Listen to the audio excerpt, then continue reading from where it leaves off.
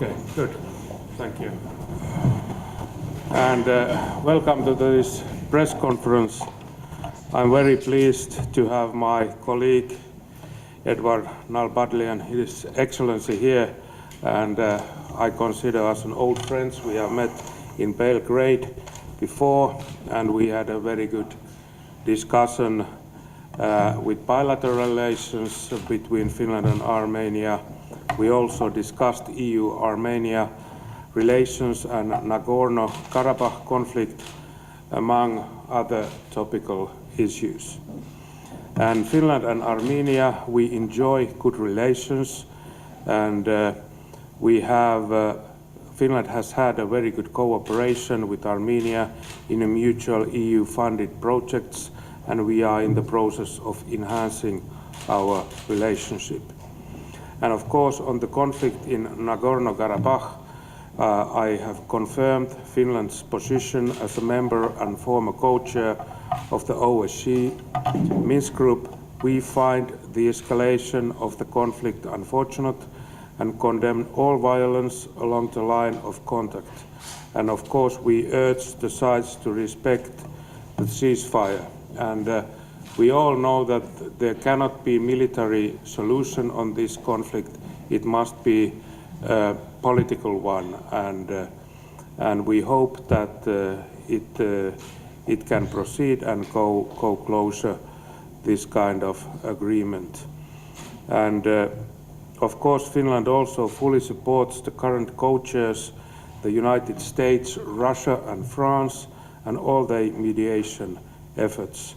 And I'm really happy to look forward to the closer cooperation between our countries. And I got an invitation from my colleague to go to Armenia, which I have accepted. So thank you for my part, and Edward, please. Thank you. Dear colleague, ladies and gentlemen, it's my pleasure to be back to Helsinki upon the invitation of my good friend and colleague, Minister Timo Soini.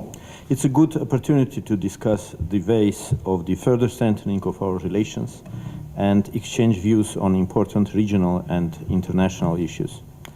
We had a fruitful meeting whereby we agreed to intensify high-level visits, activate political consultations between our two foreign ministries, enhance interaction within the international organizations, encourage our parliamentarians to boost their contacts and cooperation within parliamentary assemblies, expand the legal framework of our bilateral relations.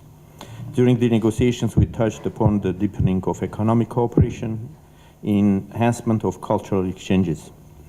We have exchanged views on the elaboration of a new legal basis of Armenia-EU relations. I emphasized once again that Armenia is interested in further strengthening mutually beneficial partnership with the European Union. Ladies and gentlemen, naturally much of our today's discussions was focused on situation created as a result of Azerbaijan's large-scale military offensive in the beginning of this April against Nagorno-Karabakh and on the ways to address its consequences. I informed my colleague that despite the numerous appeals of the three co-chairs of the OSCE Minsk Group and the international community to fully respect the trilateral ceasefire agreements of 94 and 95, Azerbaijan has continued their violations, concentrating heavy weaponry and military forces along the entire line of contact with Nagorno-Karabakh, further increasing its warmongering and launching a provocative propaganda campaign on international arena, trying to accuse the Armenian side in exactly what it is itself doing, thus preparing ground for new military attacks which can have far-reaching consequences for the whole region. We are sharing the view with the international community that there is no alternative to the exclusively peaceful, negotiated settlement of this issue. To restore the negotiation environment, immense efforts will be needed. First of all, it is imperative to implement the proposal of the three co-chair countries supported by the international community to create a mechanism of investigation of the ceasefire regime violations and to secure and guarantee the unconditional implementation of ceasefire agreements of 94-95. All those proposals are fully supported by Armenia and Nagorno-Karabakh. Ladies and gentlemen, with Minister Soini, we have discussed also a number of international and regional topics, including situation in the Middle East, migration crisis, fight against terrorism, etc. And as said my colleague, I have taken this opportunity to extend an invitation to Minister Soini to visit Armenia. Once again, I would like to thank you, dear colleague, dear friend, for your invitation and the warm hospitality, and looking forward to see you and welcome you in Armenia. Okay. Thank you. Okay. Thank you, ministers. Now we have time for a couple of questions. Please present yourself and your media. I'm Niilo Simarikki from the Finnish news agency. Mr. Namparian, it's now 4 weeks since the violence flared in Nagorno-Karabakh. How would you describe the situation just now? We haven't heard much since. How stable is it, or is it very volatile?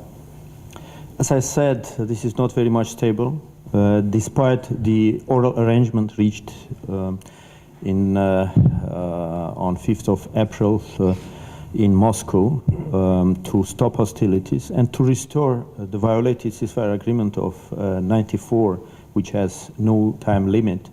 We are witnessing of continuing violations of a ceasefire agreement by the Azerbaijani side, and by preparation of new possible military attacks against Nagorno-Karabakh, and some increase of tension also in the border with Armenia. And of course, in those circumstances, it is very important to join efforts of international community to address consequences, negative consequences of this large-scale military offensive by Azerbaijan against Nagorno-Karabakh in the beginning of April, and first of all to implement the proposals of the three co-chair countries to increase the capacity of the office and the team of the personal representative of the chairman office of OSCE in the region, and to give possibilities for monitoring mission for this team. Azerbaijani side always blocking such kind of monitoring mission, and also very important to create a mechanism of investigation of the violations of the ceasefire agreement.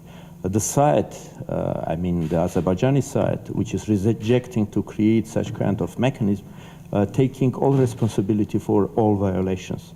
And that's why this is high time to concentrate efforts not only of the three co-chairs, but also by international community, and this idea also supported by the chairmanship of the OSCE by Germany to create this mechanism.